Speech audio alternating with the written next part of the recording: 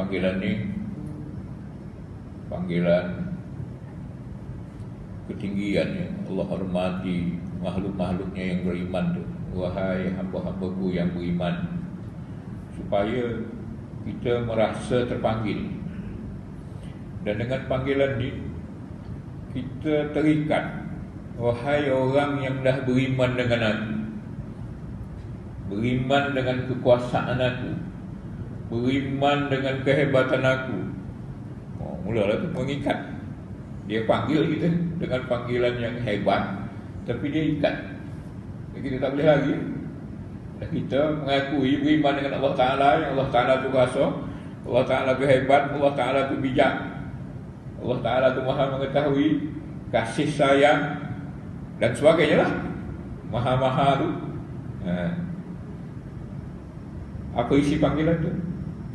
La tuqaddimu, jangan kamu mendahului, jangan kamu terlalu ke depan.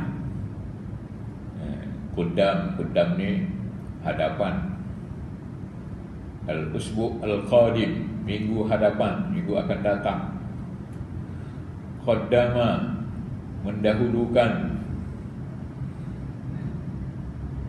Itu yang kita ada dalam bahasa kita muqaddimah kan.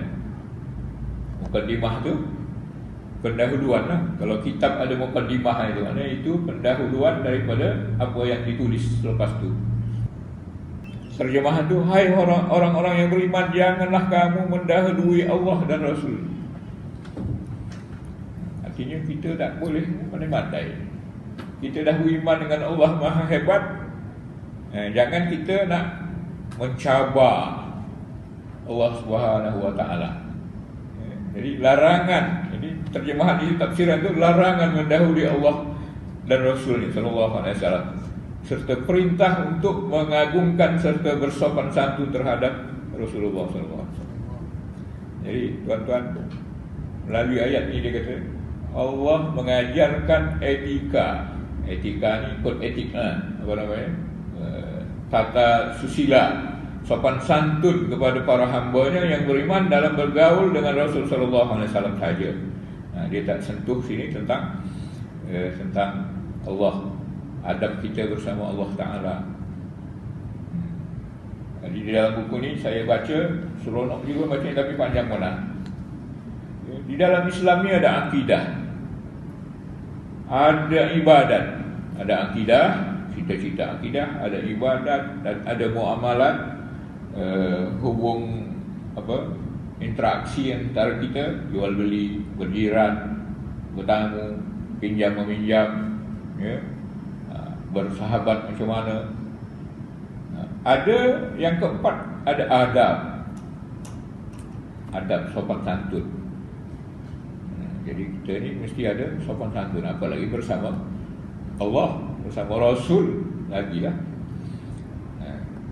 Jadi surah ni mengajar bagaimana kita sepatutnya sebagai seorang mukmin mempunyai atau berhias dengan cara-cara kita kepada Khalik, kepada pencipta.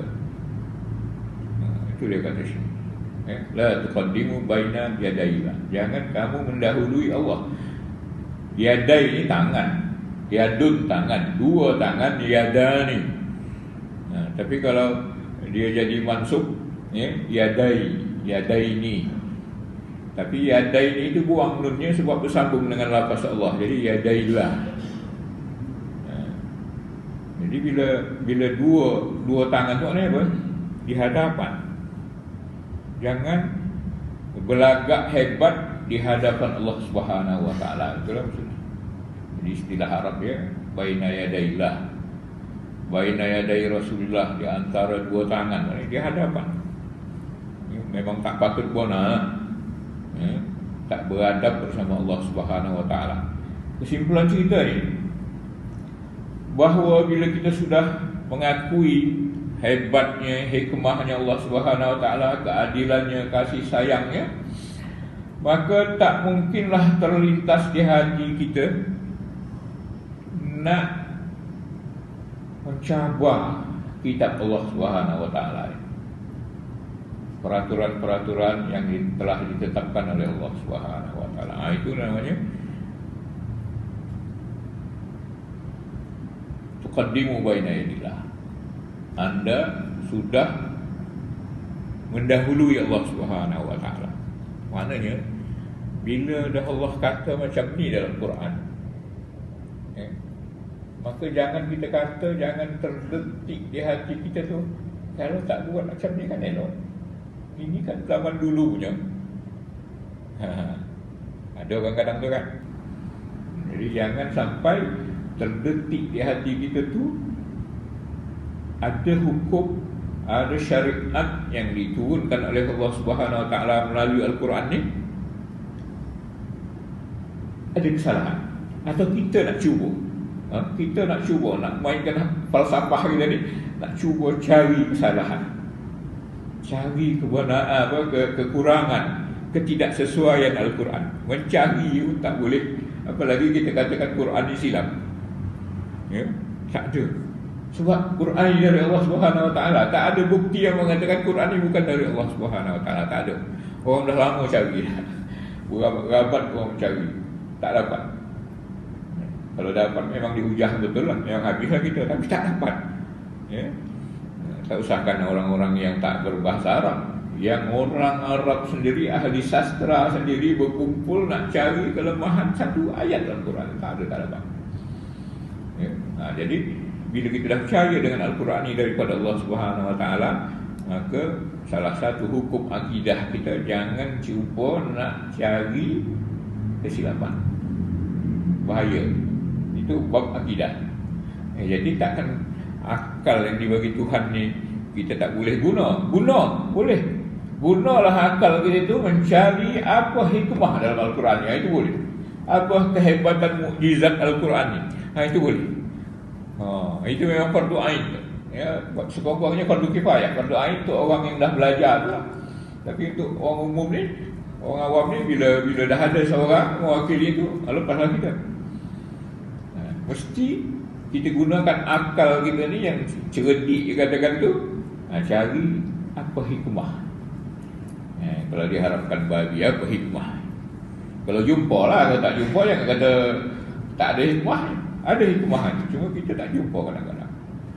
Mungkin zaman dulu tak jumpa, tapi zaman canggih sekarang ni macam-macam keluar bahasan-bahasan tentang kehebatan mukjizat Al-Quran. Jadi bukan kita ni harus membekukan otak kita, istilah apa, melemahkan atau mengongkong otak kita ni supaya jangan gunakan untuk Al-Quran ni. Tak boleh macam tu. Kita gunakan otak kita ni untuk mencari apa hikmah, apa mukjizat Al-Quran, menyebut nyamuk dalam Al-Quran, menyebut samud, benda-benda yang kocik dalam Al-Quran. Itu dikaji boleh. Tapi nak mencari kesalahan, atau kita katakan ini tak betul. Tak betul ini. Ini zaman dulu boleh lah. Zaman sekarang, zaman moden mana mungkin kan. Jadi macam mana yang sepatutnya untuk masyarakat ni? Kita akan import perkara-perkara ni, jalan keluar kehidupan ni kita import dari negara barat. Jadi ini Arab punya. Tak jadi. Yang barat tu pun Allah Ta'ala yang cipta. Jadi jangan pindahkan kerosakan sistem barat tu kita bawa ke negara kita, habis punah negara kita besok. Mungkin ada teknologi apa sebagainya, itu lain lah. Tapi bila kehidupan, peraturan kehidupan, tak boleh. Peraturan kehidupan kita, manhajul hayah kita adalah Al-Quran. Apa kata orang kampung, way of life. Way of life hidup ni untuk kita ni dengan Al-Quran, mesti kita beriman. Jadi jangan kata ini Arabnya apalah standard, bahasa pun tak hebat. Bahasa Arab dia kata bahasa bukan bahasa sains. Jadi tak betul. Jadi kita selaku ya ayyuhallazina amanu tadi, kita mesti beradab. Adab kita dengan Allah Ta'ala apa? Sami'na wa ata'na. Ada ayat Quran kata surah Al-Ahzab وَمَا كَانَ لِمُؤْمِنٍ وَلَا مُؤْمِنَةٍ إِذَا قَضَى اللَّهُ وَرَسُولُهُ أَمْرًا أَنْ يَكُونَ لَهُمُ الْخِيَرَةُ مِنْ أَمْرِهِمْ. وَمَا كَانَ لِمُؤْمِنٍ, tak sepatutnya, tak selayaknya seorang mukmin dan begitu juga seorang mukminah apabila Allah telah qada Allah wa rasul. Allah telah qada, telah hukumkan, telah tetapkan, dan begitu juga rasulnya sesuatu perkara, mereka ada pilihan lain tadi. Tak sepatutnya mereka mempunyai pilihan lain bila ada Allah dah tetapkan, dah hukumkan. Jadi samina wa ta'na lah. Cuma nak mencari hikmah itu carilah. Jangan bila kita bayang ke baca Quran ke puasa ke dan macam-macam arahan Allah Ta'ala yang kita buat tu, jangan sebabnya apa? Sebabnya itu, sebabnya ini. Sebabnya yang pertama, sami'na wa ata'na. Saya dengar, saya taat, saya patuh, saya beribadah dengannya. Kita sembahyang ni, walaupun sembahyang ni hikmah macam-macam, kesehatan lah, untuk tulang belakang lah, untuk otak, oksigen dan sebagainya, bukan tu ni. Bagus sembahyang, sami'na wa ata'na, Allah perintahkan, baru cantik ibadah. Jangan katakan, kalau orang sembahyang ni dia oksigen dia, kata sains lah, oksigen tu ketika sujud dia lebih cepat dan lebih tepat ke dalam otak kita, mengantar darah tu, mengantar oksigen. Jadi dia rajin-rajin sujud malam-malam supaya besok dia cergas. Cacat lah. Jadi bila kita nak tahajud apa? Sebab kita rindu dengan Allah Ta'ala, kita nak munajat kepada Allah Ta'ala, nak berbisik dengan Allah Ta'ala, nak meminta, menunjukkan taat kita kepada Allah Ta'ala. Bukan kerana supaya kita sehat dan sebagainya. Walaupun khasiatnya itu memang kita dapat. Jadi yang paling penting, sam'an wa ta'atan, dengar dan patuh. Itu je lah. Itu makanya jangan sampai kita mengatakan, ini tak betul. Ada sistem perceraian dalam Islam, tak boleh. Lebih elok agama lain. Agama lain itu perceraiannya adalah kematian. Kematian itu adalah kuasa Allah Ta'ala. Jadi mereka kahwin, tak ada yang memisahkannya kecuali Tuhan, iaitu dengan kematian. Begitu juga yang biasa diajukan pertanyaan, macam mana agama Islam ni boleh beristeri 4? Satu yang dahsyat, menyiksa perempuan, menghina perempuan. Sebab kata, tak salah saya Ahmad Didat kata, kitab atau agama di dunia ni hanya agama Islam lah, hanya Al-Quran lah yang menghadkan perkahwinan tu hanya 4. Agama lain tak ada had. Mana yang boleh berpuluh-puluh, walaupun rasminya di hadapan tu lebay dia orang seorang aja, tapi di belakang yang seorang tu zina dan segala-galanya terjadi kan. Jadi dalam Islam tu bukan tak boleh, boleh tapi 4. Itu pun dah cukup untuk mengekang keinginan dan kehendak.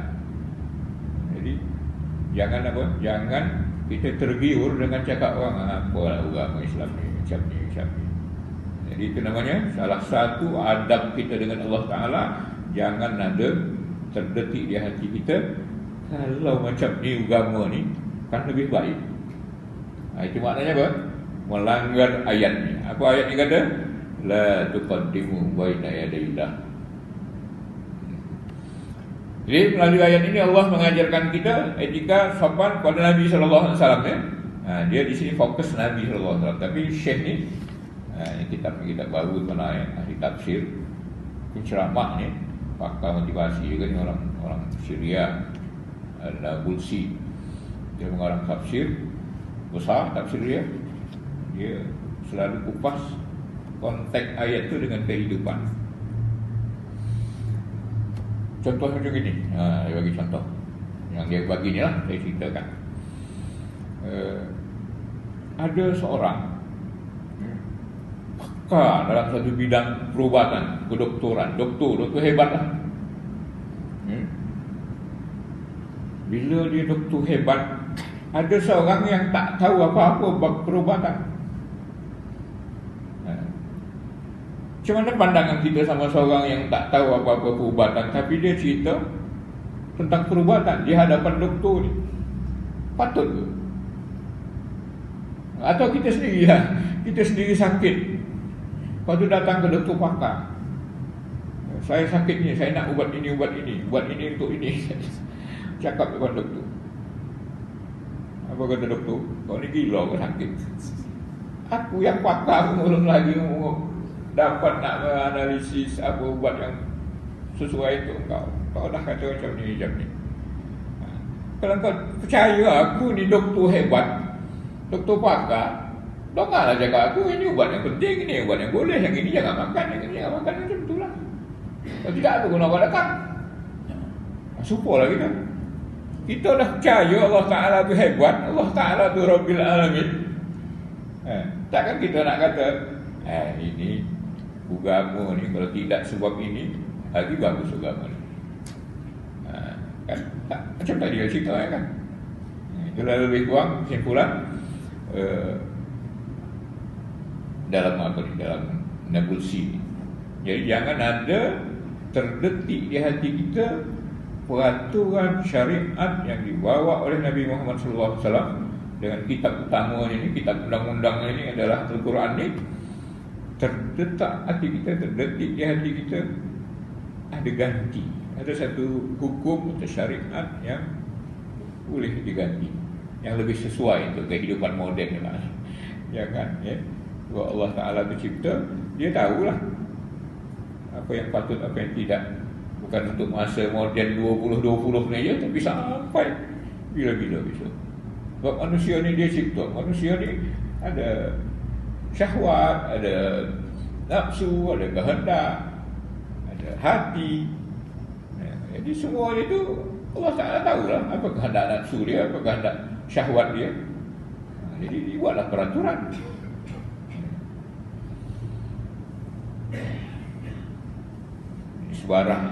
Sebarang peraturan yang menyalahi kaedah kemanusiaan ni, yang tak manusiawi, akan rosak.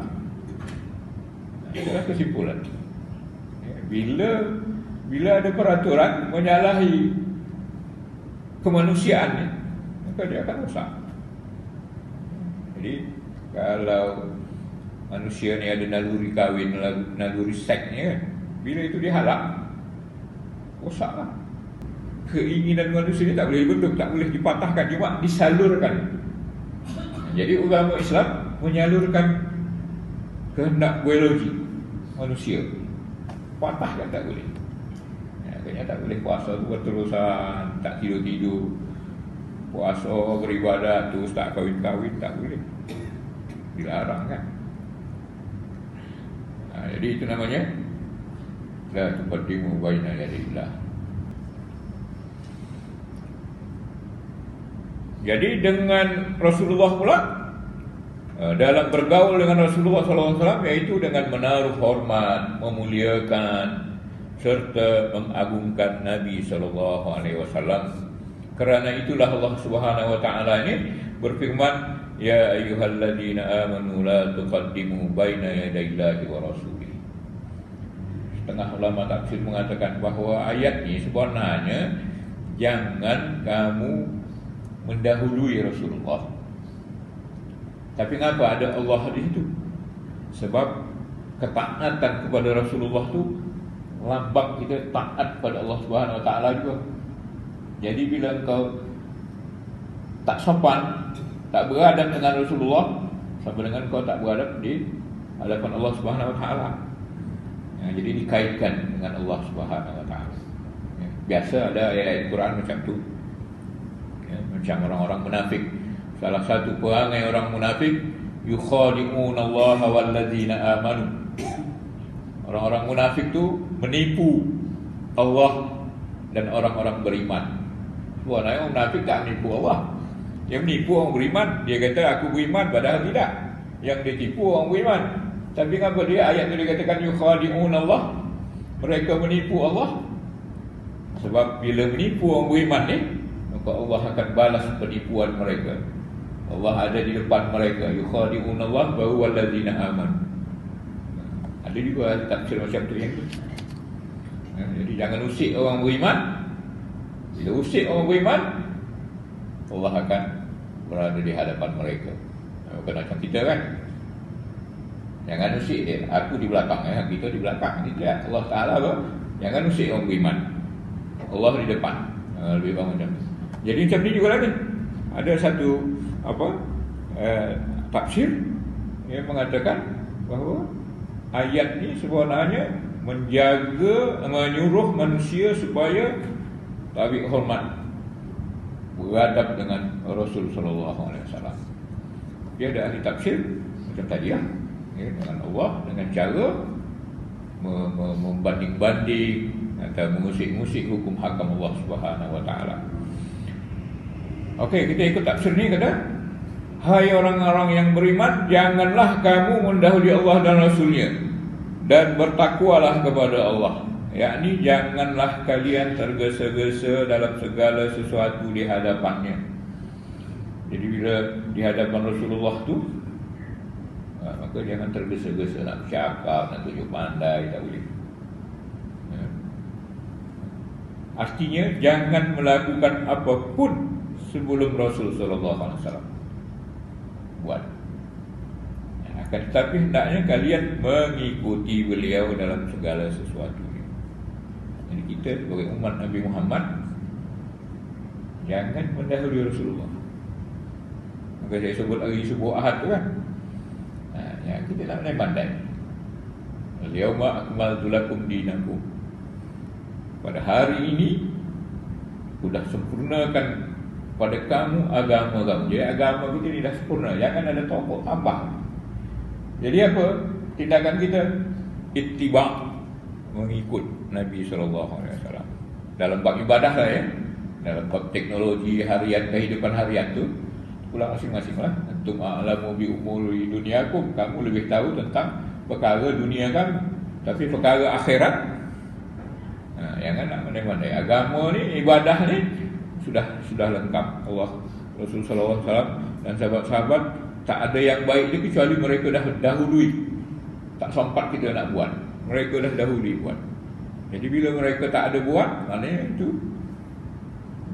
mereka tak bertanggungjawab. Rasulullah SAW tak ajarkan. Jadi itulah makna dia.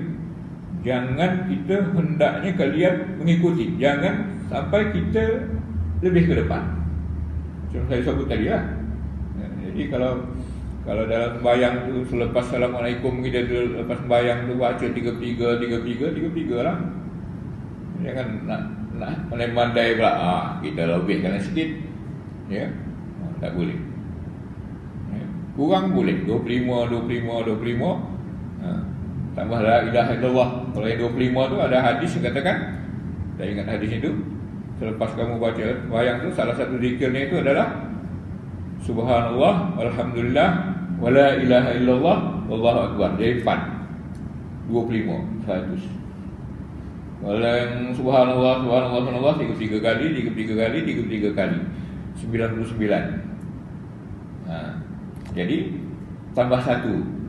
La ilaha illallah wa la syarikalah, lahul mulku wa lahul hamdu yuhyi wa yumiitu wa huwa 'ala kulli syai'in qadir, 100. Atau tidak pakai la ilaha illallah, hadis yang lain Allahu Akbar tu 34, jadi 100 juga. Jadi nak pandai-pandai tak boleh. Ya. Kadang ada ni, bukan sengaja lah, tapi adab kita kalau boleh 33 tu lah. Ya. Sebab apa? Sebab salah kira. Ya, banyak sangat bilangan tasbih itu lebih. Tak boleh lah. Kalau sengaja memang tak boleh. Ya, tapi kalau buat kata profesor dari Al-Azhar, Ali Mahfuz, kalau kita lebih sengaja, kita lebihkan 34. Subhanallah dia tu, Subhanallah 34, 35 umpamanya kan, sengaja lebihkan. Paling kurang hukum dia tu adalah khilaful aula. Jadi tak boleh. Paling kurang hukum dia menyalahi yang paling best. Yang Rasulullah ajar tu dah paling best. Bila kita lebihkan, bukannya dapat pahala, tapi menyalahi sunnah Rasulullah SAW. Nah, jadi tuan-tuan sampai ke sana ulama bahas. Jangan kita memandai-mandai, jangan mendahului Rasulullah itu, maknanya jangan memandai-mandai. Ya, dalam bab agama ni Rasulullah lah yang paling tahu. Kalau nak beribadah melalui zikir, Rasulullah lah sallallahu alaihi wasallam lah yang paling tahu zikir apa yang Allah suka. Zikirnya mengingat Allah. Cuma mana cara ingat Allah? Allah dah ajar kepada Nabi sallallahu alaihi wasallam. Dia lah yang paling pandai. Ikutlah zikir yang dia buat. Ya, ikutlah cara yang dia buat. Nah, ini saya perhatikan di Indonesia sana 2-3 hari ni diputar oleh orang dalam Facebook. Ada orang kahwin, jadi 4-5 orang ni anak dara lah, anak dara ke mak dara tapi muda-muda lah, di depan pengantin. Yang lain ikut bersalawat, tapi dia punya gemalai tuan ada tengok tak? Tak ada. Dengan pakaian sempit dia pakai baju biasa tapi sempit lah. Macam tak tahu lah macam apa nak kata. Berselawat hadapan pengantin, jadikan ibadah pengantin tu lah, tapi dengan cara melenggang-lenggok. Ya Allah. Itu ada ke dia ajar? Ada yang macam orang gila, lompat-lompat sana kemari lah. Ini semuanya ajaran-ajaran yang tidak ada dalam agama Islam. Bahkan kalau kita bandingkan ajaran itu ada sama orang-orang Israel, orang-orang Yahudi. Bila dia berada di pintu apa dia tu, di tembok ratapan tu, ya, lagi gila kita daripada dia orang. Jadi tengok cara Rasulullah berzikir. Ya, cara Rasulullah berzikir kita perhatikan betul. Macam ni. Dari Ali bin Abi Talhah menuturkan daripada Ibnu Abbas. Ibnu Abbas ni ya, radhiyallahu anhuma. La tuqaddimu baina yadillahi wa rasulih. Janganlah kamu mendahului Allah dan Rasulnya adalah jangan kalian mengatakan sesuatu yang tidak sesuai dengan Al-Quran dan Sunnah. Terjemahan. La tuqaddimu baina yadillahi wa rasulih. Jangan kamu mendahului Allah dan Rasul. Apa makna dia? Jangan kamu mengatakan sesuatu yang tidak sesuai dengan Al-Quran dan Sunnah. Ada kan tak boleh, apalagi membuat. Kemudian Qatadah berkata, ada yang bercerita kepada kami bahawa dahulu ada beberapa orang yang mengatakan, ini yang cerita lain, yang sesuai dengan yang di atas saya sebut tadi.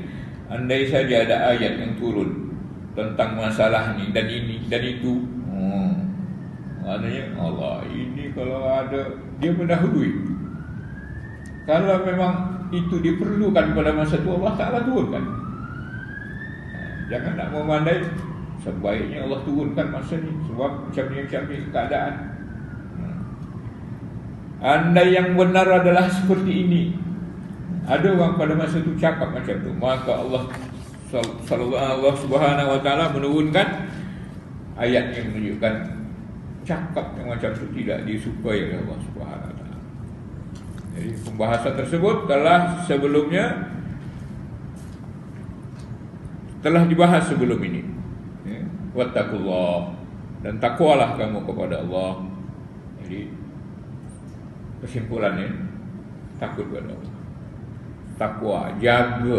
Takwa ni hindarkan azab Allah dengan cara bertakwa, tunduk, patuh, taat. Takwa itu apa? Laksanakan perintahnya dan hindari larangannya.